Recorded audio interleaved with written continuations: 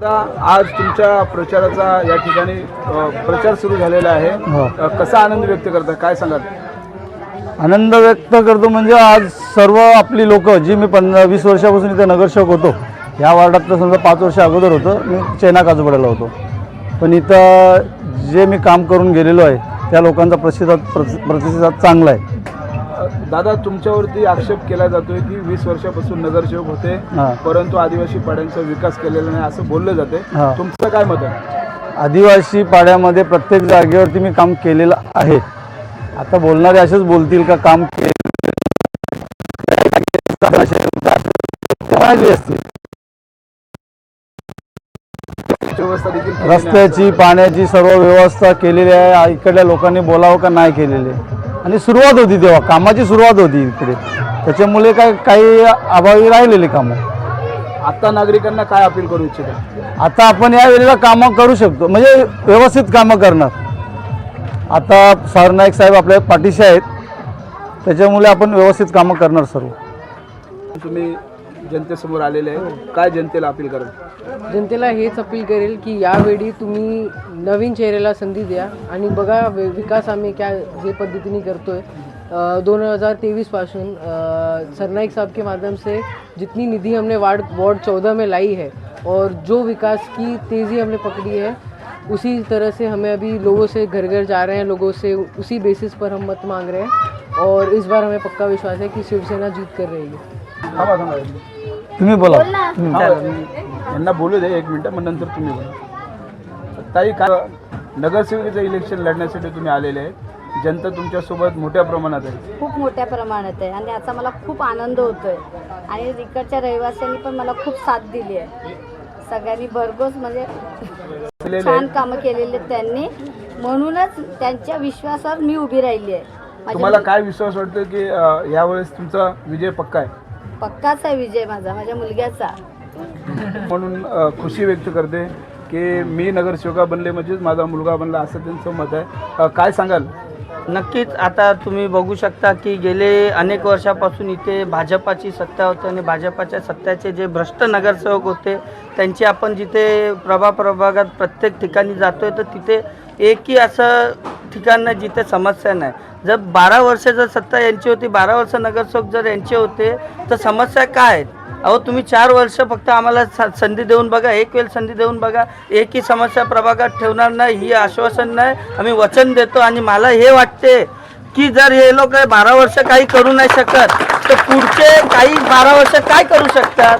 यांना फक्त काही गोष्टी त्यांच्या आहेत, त्यांना त्यांचं चालवायचं आहे, त्यांना इथे दादागिरी करायची, इथे काही लोकांना भडकवायचं आहे, काही लोकांना काही करायचं आहे आणि इथे जातीपेतीचं राजकारण करायचं आहे. ते राजकारण न करता आम्ही सर्व समभाव धर्म करून एकत्र होऊन या नगरसेवक जे होते ज्यांनी काहीच काम नाही केलं, जे भ्रष्ट नगरसेवक आहे यांना मात देऊन आम्ही नक्कीच इथे विजय प्राप्त करू. आणि त्याचबरोबर आमचे आदरणीय मंत्री महोदय सरनाईक साहेब त्यांनी या प्रभागाचं स्पेशली पूर्ण मीरा भाईंदरमध्ये प्रभाग क्रमांक 14वर स्पेशली आशीर्वाद ठेवला आणि या आशीर्वाद स्वरूप हे प्रभाग क्रमांक बनला आणि इथे सिमेंट कॉन्क्रीटचा रोड बनला, लता मंगेशकर नाट्यगृह बनलं.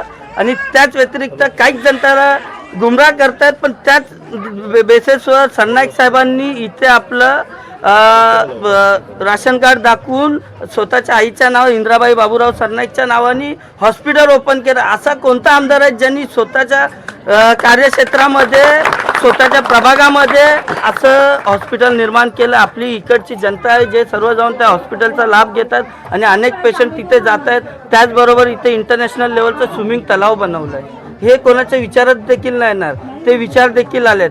आणि त्याचबरोबर इथे doctor Abdul Kalam science park बनत आहेत, त्याचबरोबर इथे सिमेंट कॉन्क्रीट रोड, म्हणजे असे अनेक विविध कामं आहेत. असे विविध कामं आहेत ते जे नगरसेवक आहेत ते नगरसेवकांना करायची होती. रस्ता असो, गटर असो, पाण्याची समस्या असो, सर्व समस्या जर आत्ताचे आमदार करतायत, प्रभागाचे आमदार करतायत, तर नगरसेवक आपण कोणाला निवडून देतोय तर मग ते काय करतायत? ते फक्त स्वतःचा विकास करायला आहेत. तर विकास करायचा आहे यावेळी तर आपल्या सरनाईक साहेबांच्या या 4ही उमेदवार आहेत. सरनाईक साहेबांनी बोललेलं की तुला माझा भरपूर आशीर्वाद आहे, तर आशीर्वाद स्वरूप माझ्या आईला उमेदवारी दिली.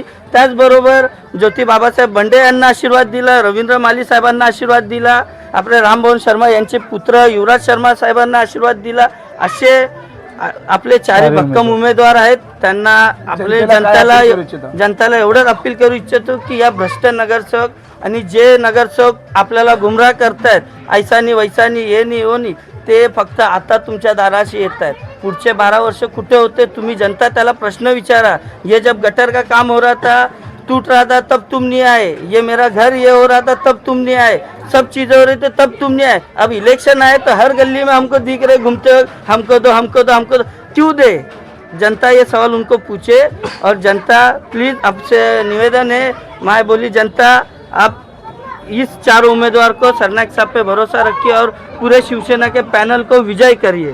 तुमचा विजय पक्का आहे. हिंदी में ना कामं वगैरे केले सगळं केलं त्याच्या त्यांच्या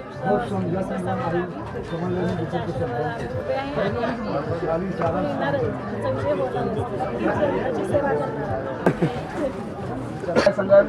सरनाईक साहेबांचे काम बोलतात प्रभाग क्रमांक 14 मध्ये. कसा विश्वास वाटतोय नगरसेवकचं इलेक्शन आता चालू आहे?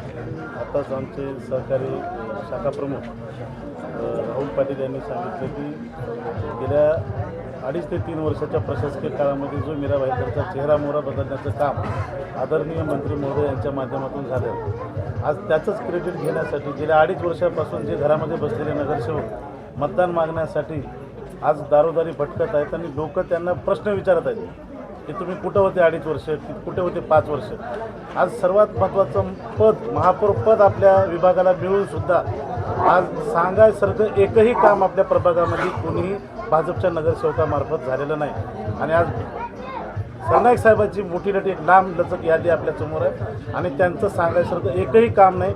जे कामं आपण सरनाईक साहेबाच्या माध्यमातून केले तेच कामं ते आज सांगत आहेत की सूर्या डॅममधून पाणी आम्ही आणलं, बाळासाहेब ठाकरे कलादालन आम्ही केलं, नाट्यगृह आम्ही केलं. आणि हे सर्व कामं त्यांचं कुठल्याही प्रकारचं योगदान नाही. प्रत्येक ठिकाणी त्यांचा विरोध होता. एकदम निष्क्रिय नगरसेवक होते. आज जनतेचा सर्वांचा मूड बदलला आहे. सर्व बदल करण्याच्या भावनेमध्ये आहेत आणि नक्कीच प्रभाग क्रमांक 14 मध्ये बदल झाल्याशिवाय राहणार नाही. आणि येणाऱ्या काळामध्ये 4ही नगरसेवक या प्रभागातून निवडून जातील आणि सरनाईक साहेबांचे हात मजबूत करतील अशी मला पक्की खात्री आहे. आपल्या प्रभाग 14 क्रमांकमध्ये एवढं स्लममध्ये ते शौचालयाची समस्या आहे, त्याच्यामध्ये काय बोलणार आहे? शौचालयाची समस्या जी आहेत आता सध्या आमच्याकडं तिथे 7 ते 8 शौचालयाचं काम चालू आहे आणि येत्या 3 महिन्यामध्ये नवीन शौचालय त्या कंत्राटदाराला सांगितले की 3 महिन्याचा कालावधी दिला आहे.